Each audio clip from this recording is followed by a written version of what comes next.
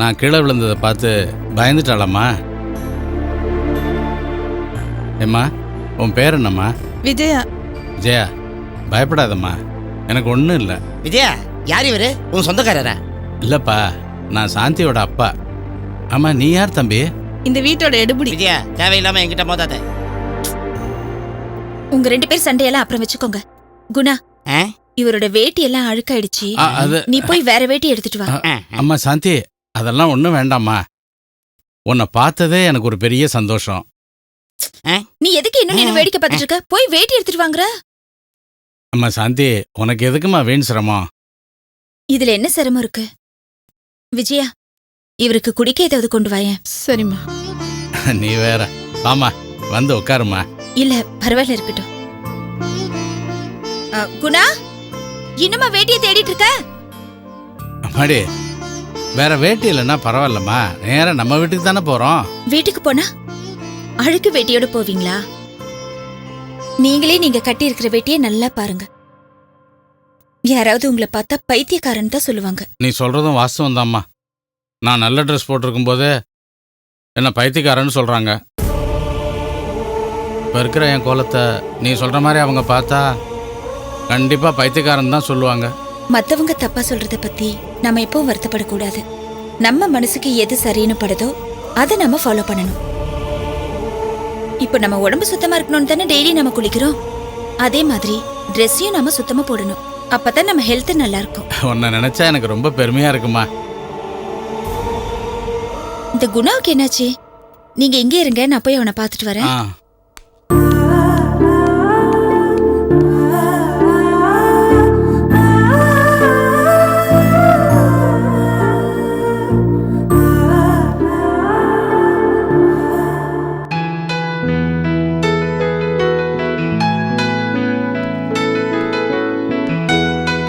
சாந்திமா, எழுதுறியா? எழுது எழுது எழுது. அப்பா, என்னப்பா ட்ரெஸ் ஃபுல்லா சேரா இருக்கு, என்னாச்சு? அது ஒன்றும் இல்லைம்மா, அப்பா ரோட்டில் சைக்கிளில் வந்துக்கிட்டு இருக்கும்போது திடீர்னு சைக்கிள் செயினில் வேட்டி மாட்டிக்கிச்சு. அப்பா அங்கேயே விழுந்துட்டேன். அதான் சேராயி அழுக்காய் போச்சு, அவ்வளோதான். பார்த்து வரக்கூடாதாப்பா? பாருங்க, வேட்டியெல்லாம் அழுக்கா போச்சு, கையில வேற அடிபட்டிருக்கு. இருங்க, நான் போய் மருந்து எடுத்துட்டு வரேன். அதெல்லாம் ஒன்றும் வேண்டாம்மா. அப்பாவுக்கு இப்போ அர்ஜென்ட்டாக ஒரு வேலை இருக்கு. அதெல்லாம் போய் முடிச்சுட்டு வந்து வேற நல்ல வேட்டி சட்டை போட்டுக்கிட்டு நீ சொல்ற மாதிரியே மருந்தும் போட்டுக்கிறேன், போதுமா? சொன்னா கேளுங்கப்பா, நீங்க முதல்ல உட்காருங்க. அது இல்லம்மா, நீங்க உட்காருங்கப்பா, நான் போய் மருந்து எடுத்துட்டு சாந்தி வரேன். இருமா. என்னப்பா நீங்க இப்படியே போனா நல்லாவா இருக்கும்? இந்த அழுக்கோட போனா நல்லா இருக்காதுப்பா. பாக்குறவங்க என்ன நினைப்பாங்க? நீங்க தானே சுத்தமா இருக்கணும்னு அடிக்கடி சொல்லி கொடுத்துருக்கீங்க. நீங்களே அதை ஃபாலோ பண்ணலனா எப்படி? அப்பா, கந்தையானாலும் கசக்கி கட்டுன்ட்டு என் பாட புஸ்தகத்துல படிச்சிருக்கேன்ப்பா. அதுபடி நடங்க. ஏமா, நான் சொல்லி கொடுத்த விஷயங்களும் நீ பள்ளிக்கூடத்துல படிச்ச விஷயங்களும் உன் மனசுல இவ்வளவு ஆழமா பதிஞ்சிருக்கேடா. ஆமாப்பா, இங்கே இருங்க, நான் போய் துணியும் மருந்து எடுத்துட்டு வரேன். சாந்தி,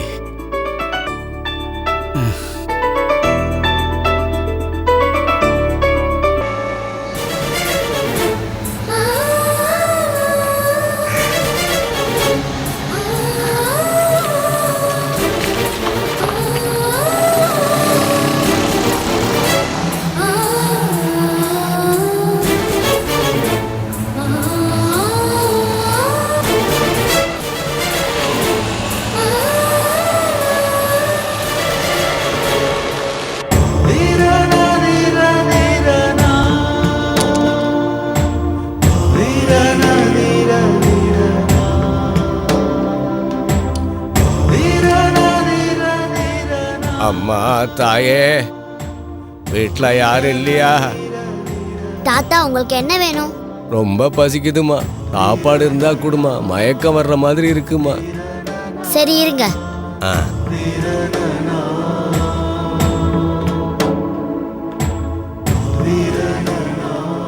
எங்க அப்பா எனக்கு ஹோட்டல்ல இருந்து பொங்கல் வாங்கிட்டு வந்தாங்க, அது நீங்க சாப்பிடுங்க. ரொம்ப சந்தோஷமா, நீ நல்லா இருப்பம்மா. தாத்தா, கொஞ்சம் நில்லுங்க. உங்களை ஒண்ணு கேட்கட்டுமா? என்னம்மா கேட்க போற? கேளுமா. கேட்டா தப்பா எடுத்துக்க மாட்டீங்களே தாத்தா? இல்லம்மா, அப்படி என்னம்மா கேட்க போற? கேளுமா. தாத்தா, பிச்சை எடுக்கிறது தப்பில்லையா? எத்தனையோ அனாதாசிரமங்களில உங்களை மாதிரி வயசானவங்களை கவனிச்சுக்கிறாங்க. அதுல போய் சேர்ந்துருக்கலாமே. பிச்சை எடுக்கிறது ரொம்ப அவமானம் தாத்தா. உழைக்கணும் தாத்தா, உழைச்சு சாப்பிடணும். பிச்சை எடுக்கிறது அவமானமா இல்லையா? குழந்தை, ஒரு விபத்துல இந்த கை விளங்காம போச்சு. இந்த நொண்டிக்கு அவமா வேலை கொடுப்பான்? அதுவும் இல்லாம வயசாகி போச்சும்மா. சரி தாத்தா, அழுக்கு துணியை எப்படியே போடலாமா? மாத்து துணியே இல்லம்மா, அதனாலதான் அழுக்கு துணியே போட்டுக்கிட்டு அலையிறேன். என்ன தாத்தா நீங்க எதுக்கு எடுத்தாலும் ஒரு காரணம் சொல்றீங்க. அழுக்கு துணி எப்படியே போடக்கூடாது தாத்தா. கிழிஞ்ச துணியா இருந்தாலும் துவைச்சுதான் போடணும். கந்தையானாலும் கசக்கி கட்டணும். நீங்க படிச்சது இல்லையா? படிச்சிருந்தா நான் ஏம்மா பிச்சை எடுக்க வர போறேன்? அப்படின்னா நீங்க படிக்கலையா? இல்ல குழந்தை, எனக்கு படிப்பு வாசனையே இல்லம்மா. சரி, கொஞ்சம் இருங்க, நான் வந்துடுறேன்.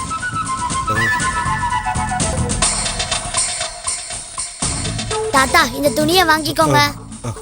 இனிமே இந்த மாதிரி அழுக்கு துணியெல்லாம் போடாதீங்க. சுத்தமா இருக்கணும். சுத்தம்தான் சோறு போடும். உங்க உடம்புக்கு ஆரோக்கியம் முக்கியம்.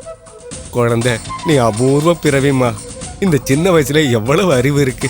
நீ பெரிய ஆளா வருவம்மா. நீ நல்லா இருப்பம்மா. நீ சொன்ன மாதிரியே இனிமே அழுக்கு துணியே போட மாட்டேன். வரட்டுமா குழந்தை?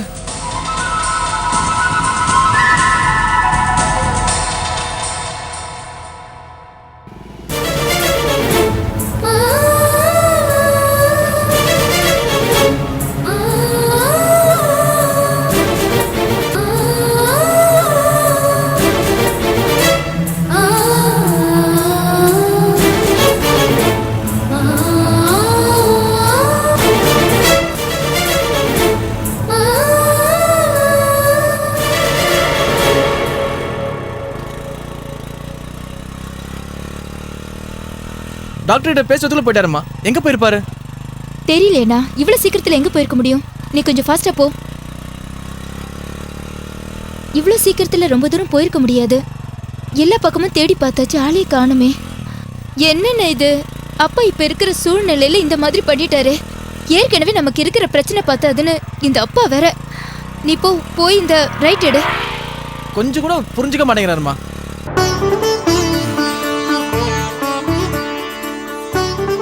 தம்பி, உன் பேர் என்ன சொன்னப்பா? குணா. குணா, உங்ககிட்ட ஒரு விஷயம் சொல்றேன், நல்லா கேட்டுக்க. என் மக சாந்தி இருக்காளே, அவ சின்ன வயசுல எப்படிப்பட்ட குணத்தோட இருந்தாலோ அதே மாதிரி இப்பவும் இருக்காப்பா. ஐயா, இந்தாங்க காஃபி.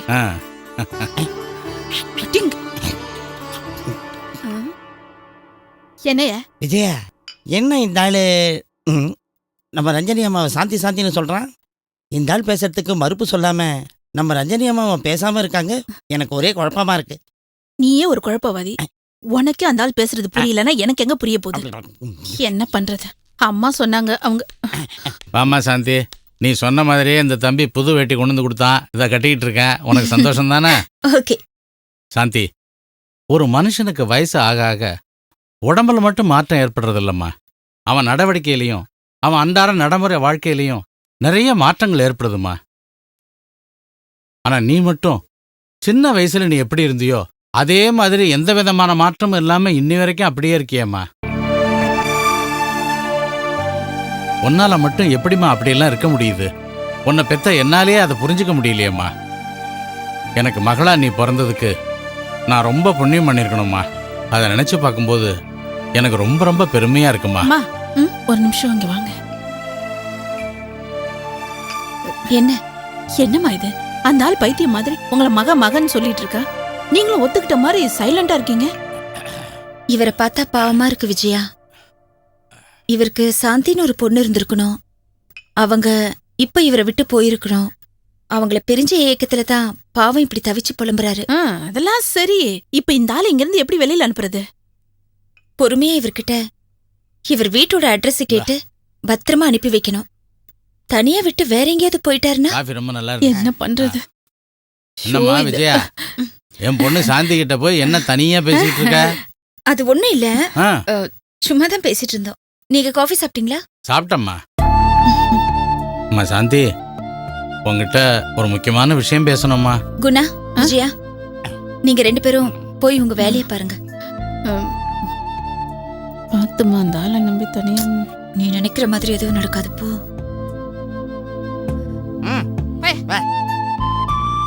என்னங்க பேசணும்? என்னம்மா அப்பாவை போய் என்னங்கன்னு சொல்ற? அப்பான்னு கூப்பிட்டு பேசுமா. சரிங்கப்பா. இப்பதான் நீ என் பொண்ணு. வேற ஒன்றும் இல்லைம்மா, உங்க அம்மா, ராஜா, பூஜா இவங்கள பத்திலாம் தான் உங்ககிட்ட பேசணும்மா. ஓ, வைஃப், மகள்லாம் இருக்காங்களா? இவங்கள யாரையாவது வர வச்சு இவரை அனுப்பி வச்சிட வேண்டியதுதான். என்னம்மா சாந்தி, என்ன யோசிக்கிற? யோசிக்கலப்பா. அவங்கள பத்தி என்ன பேசணும்னு சொல்லுங்க. நீ உயிரோட தான் இருக்கேன்னு நான் சொன்னா நம்ப மாட்டேங்கிறாங்கம்மா. நீ செத்துட்டேன்னு அபாண்டமா பொய் சொல்றதும் இல்லாம என்ன பைத்தியக்காரன்னு சொல்லி பைத்தியக்கார ஆஸ்பத்திரியில கொண்டு அட்மிட் பண்ணலாம்னு நினைக்கிறாங்க. இந்த கொடுமைய நான் எங்கம்மா போய் சொல்றது? ஏம்மா இப்படிலாம் நடந்துக்கிறாங்க? கூட பிறந்த தம்பி தங்கச்சி தான் நீ செத்துட்டேன்னு பேசினா கூட எந்த பெத்த தாயாவது தான் பொண்ணு உயிரோட இருக்கும்போதே அவ செத்துட்டான்னு பேசுவாளாம்மா? கொஞ்சம் கூட நெஞ்சில ஈரம் இறக்கமே இல்லாம மனசாட்சியை மறந்து வாய் கூசாம நீ உயிரோட இருக்கும்போதே நீ செத்துட்டேன்னு சொல்றாம்மா. என்னம்மா நான் பாட்டு சொல்லிக்கிட்டே இருக்கேன், நீ பதிலே சொல்லாம நிக்கிற. நான் சொன்னதை கேட்டு அதிர்ச்சி ஆயிட்டியாம்மா? ஆமாம்மா, கண்டிப்பா உனக்கு அதிர்ச்சியா தான் இருக்கும். இவங்களுக்கு என்னமாச்சு? ஏன் இப்படிலாம் பண்றாங்க? ஒருவேளை அவங்களுக்கெல்லாம் பைத்தியமா இருக்குமோ? எது அப்படி அம்மா, கடைசியில ஒன்ன நான் பார்த்துட்டேன், அது எனக்கு போதும்மா. ஆனா இப்ப எனக்கு இருக்கிற கவலையெல்லாம் அவங்கள பத்தி தான்மா. அவங்க என்ன திட்டினதை நினைச்சு ஒரு பக்கம் எனக்கு கோபமா இருந்தாலும் அதே சமயத்துல அவங்க நிலைமையை நினைச்சா எனக்கு ரொம்ப பாவமா இருக்குமா. சாந்தி, உனக்கு ஞாபகம் இருக்காமா? உனக்கு ஞாபக சக்தி அதிகம்னு எனக்கு நல்லா தெரியும். ஏன்னா இந்த விஷயத்த நானே அடிக்கடி உங்ககிட்ட சொல்லியிருக்கேன். முதல்ல உங்க அண்ணன் மோகன் பிறந்தான். என் அப்பாவே மறுபிறவை எடுத்து எனக்கு மகனா வந்து பிறந்திருக்காருன்னு நினைச்சு நான் ரொம்ப சந்தோஷப்பட்டேன். ஆனா அவன் கல்யாண விஷயத்துல என்னை மீறி அவன் இஷ்டத்துக்கு ஒரு பொண்ணை கல்யாணம் பண்ணிக்கிட்டான். முதல்ல அவன் மேல எனக்கு கோபம் இருந்துச்சு. ஆனா பெத்தவனாச்சே, என் மனசு இறங்கி அவன் பண்ண தப்பையெல்லாம் மன்னிச்சிட்டேன். எங்க அம்மாவே மறுபிறவி எடுத்து எனக்கு மகளா வந்து பிறக்கணும்னு நான் வேண்டாத தெய்வம் இல்லை. நான் கும்பிட்ட அந்த தெய்வம் என்னை கைவிடலம்மா. நீ வந்து எனக்கு மகளா பிறந்த. நீ பிறந்ததுக்கு அப்புறம் தான்மா என் வாழ்க்கையே வசந்தமாச்சு. நீ எதை சொன்னாலும் உடனே செஞ்சேன், எதை செஞ்சாலும் அது ஜெயமாச்சு. எல்லாமே நீ பிறந்த யோகம்தாம்மா. ஆனா அதே கடவுள் இன்னைக்கு அப்பாவையும் மகளையும் தனித்தனியா பிரிச்சு பார்த்து அவன் சந்தோஷப்பட்டு என்ன போய் சங்கடப்படுத்துறானே, இது நியாயமாம்மா? இது பாருமா சாந்தி, இனிமே நமக்கு எந்த கவலையும் இல்லம்மா. எந்த சக்தியாலையும் என் பொண்ணை இனிமே என்கிட்ட இருந்து பிரிக்கவே முடியாது. நான் வெற்றி அடைஞ்சிட்டேம்மா. நீ எதுக்கும் கவலைப்படாத. அப்பா வந்துட்டேன்ல, இந்த அப்பா இருக்கிற வரைக்கும் இனிமே உனக்கு எந்த குறையும் வராது. நீ அமோகமா இருக்க போற. அம்மா சாந்தி, உன் கையால அப்பா சாப்பிட்டு எவ்வளவு நாளாச்சு? எனக்கு பசிக்குதுமா. உன் கையால சமைச்சு கொண்டு வந்து கொடுமா, எனக்கு சாப்பிடணும் போல இருக்குமா. சரி சரிப்பா, நீங்க அங்க போய் உட்காருங்க. நான் உங்களுக்கு சாப்பாடு ரெடி பண்ணிட்டு உங்களை வந்து கூப்பிடுறேன். கொண்டு வாம்மா. உட்காருங்க.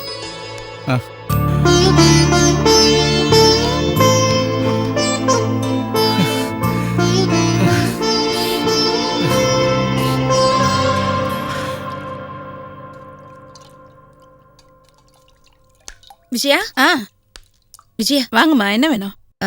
அவருக்கு ரொம்ப பசிக்குதா? சாப்பாடு வேணுமா? நீ என்ன சமைச்சிட்டு இருக்க? புளிக்குழம்பு வச்சு ரெடி பண்ற, நீங்க போங்க, நான் எடுத்து வரேன்.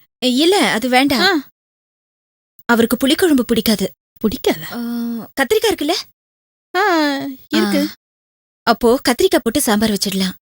அதுதான் அவருக்கு ரொம்ப பிடிக்கும். அவருக்கு பிடிக்கும்னு உங்களுக்கு எப்படி தெரியும்? இல்ல, எனக்கு அப்படி தோணுது.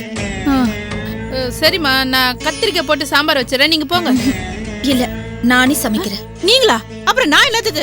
ஐயோ, அதெல்லாம் வேணாம், நீங்க போங்க. கத்திரிக்காய் சாம்பார் தானே நான் வைக்கிறேன். ஐயோ பரவாயில்ல, நான் சமைக்கிறேன்னு சொல்றேன்ல. அவர் ரொம்ப பிரியப்பட்டு என்கிட்ட கேக்குறாரு. மா அந்த லூசு கேக்குதுன்னு நீங்க சமைக்கிற நேரம் பார்த்து ஐயா வந்துட்டாருன்னா அப்புறம் என் வேலைக்கே வேட்டு வச்சிருவாருமா. உங்களை கெஞ்சி கேக்குறேன், நான் சமைக்கிறேன், நீங்க கிளம்புங்க. அதெல்லாம் ஒண்ணும் ஆகாது, நான் பாத்துக்கிறேன். அவர் ரொம்ப பாவம் விஜயா. ஆமா. சரி, இங்க எள்ளு இருக்கா? எள்ளு எதுக்கு? எள்ளு தொகைன்னா அவருக்கு ரொம்ப பிடிக்கும். இல்லையே. சரி, இங்க இல்லைன்னா குணா அமிச்சு வாங்கிட்டு வர சொல்லு. சரிம்மா, நான் வாங்கிட்டு வர சொல்றேன். சரி சொல்லிட்டீங்க நின்றுதான் என்ன அர்த்தம்? சீக்கிரம் போய் வாங்கிட்டு வர சொல்லு. போ. குணா, பால் கணக்கு 2000 ரூபாய், ஈபி ஒரு 2000 ரூபாய், 2 4000 ரூபாய் வருது. அப்புறம் வேற ஏதோ செலவு இருக்க. மாலா பணம் எடுத்துட்டு வரேன்னு சொன்னால, எடுத்துட்டு வந்தாளா? மாலா, மாலா. இதோ வரேம்மா. என்னம்மா? இல்லம்மா, பேங்க்ல இருந்து பணம் எடுத்துட்டு வரேன்னு சொன்னியா, எடுத்துட்டு வந்துட்டியா? நேத்து நைட்டே எடுத்துட்டு வந்துட்டேனேம்மா. அப்படியா? கொண்டு வரேன்.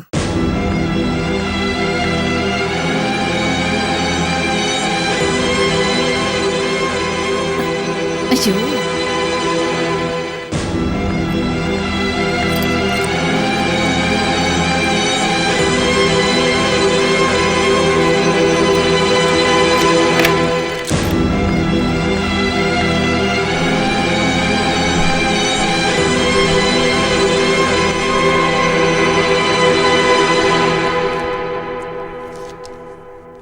என்ன கட்டு பிரிஞ்சிருக்கு?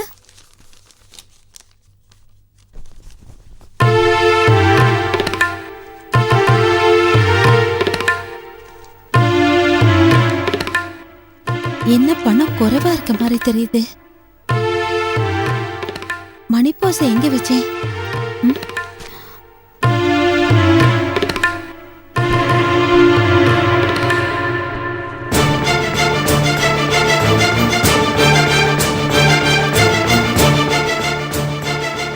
இந்த மாசம் மொத்தமா 50,000 ரூபாய் செலவு இருக்கு. 25,000 எடுத்துட்டு வந்திருப்பா.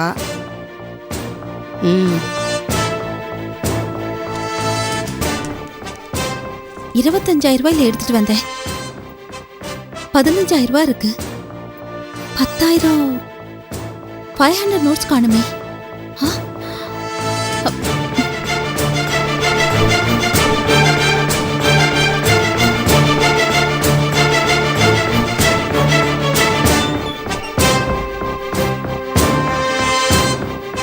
அம்மா, அம்மா, என் பாக்கெட்ல இருந்து பணம் ஏதாவது எடுத்தியா? என்னம்மா சொல்ற? நீ பணம் எடுத்துட்டு வந்தது எனக்கு தெரியாதே. அப்புறம் எப்படி நான் பணம் எடுக்க முடியும்? அது மட்டும் இல்லாம எனக்கு பணம் எதுவும் தேவைப்படலையே. அப்படி தேவைப்பட்டா உங்ககிட்ட கேட்டு நான் வாங்கிட்டு இருக்க மாட்டேனா? இல்லம்மா, நான் இல்லாதப்போ ஏதாவது அவசரம் சொல்லி என் பாக்கெட்ல இருந்து பணம் எடுத்தியா? நல்லா யோசிச்சு பாருமா. இல்லம்மா, அப்படி அவசரமா வாங்க வேண்டிய அவசியம் எனக்கு எதுவும் இல்லையே. நீ பணத்தை எடுக்கலனா வேற யாரு எடுத்திருப்பா? யாரும் எடுத்திருக்க மாட்டாங்க. எனக்கு எப்படிமா 10,000 ரூபாய் குறையுது? என்னடி சொல்ற? 10,000மா? ஏய், நல்லா ஞாபகப்படுத்தி பாருடி. ஏடிஎம்ல பணம் எடுக்கும்போது 25,000 ரூபாய் எடுத்தியா, இல்ல ஏதோ ஞாபகத்துல 15,000 எடுத்தியா? அம்மா, எனக்கு குழப்பாதம்மா. எனக்கு நல்ல ஞாபகம் இருக்கு. நான் ஏடிஎம்ல இருந்து கரெக்டா 25,000 ரூபாய் எடுத்துட்டு வந்தேன். அப்ப வர்ற வழியில எங்கேயாவது மிஸ் பண்ணிருப்ப. அதான் நடந்திருக்கும். சான்ஸே இல்லம்மா. நான் பணத்தை தொலைக்கிற அளவுக்கு விவரம் இல்லாதவளா? மாலா, பணம் மிஸ் ஆகுறது ரொம்ப சகஜமா. நாம தான் கொஞ்சம் ஜாக்கிரதையா எடுத்துட்டு வந்திருக்கணும். மா, வீட்டுக்கு வர்ற வரைக்கும் பணம் எங்கேயுமே மிஸ் ஆகலமா. வீட்டுக்கு வந்ததுக்கு அப்புறம் தான் மிஸ் ஆயிருக்கு. நம்ம வீட்ல இருக்கிறவங்க தான் பணம் எடுத்திருக்கணும். அப்புறம் சொல்லிக்கலான்னு மறந்து இருக்கணும். அம்மா, ஒருவேளை அர்ஜென்ட்னு அண்ணன் ஏதாவது பணம் எடுத்துட்டு போயிருப்பாரோ? உங்க அண்ணன் எவ்வளவு அவசரமா இருந்தாலும் பணத்தை என்கிட்ட தான் கேட்டு வாங்குவான். யாரோட பணத்தை கேட்காம எடுக்கவே மாட்டான். அண்ணனும் எடுக்கல, நீயும் எடுக்கல. அப்போ கீர்த்தி தான் செலவுக்கு எடுத்துட்டு போயிருப்பாமா.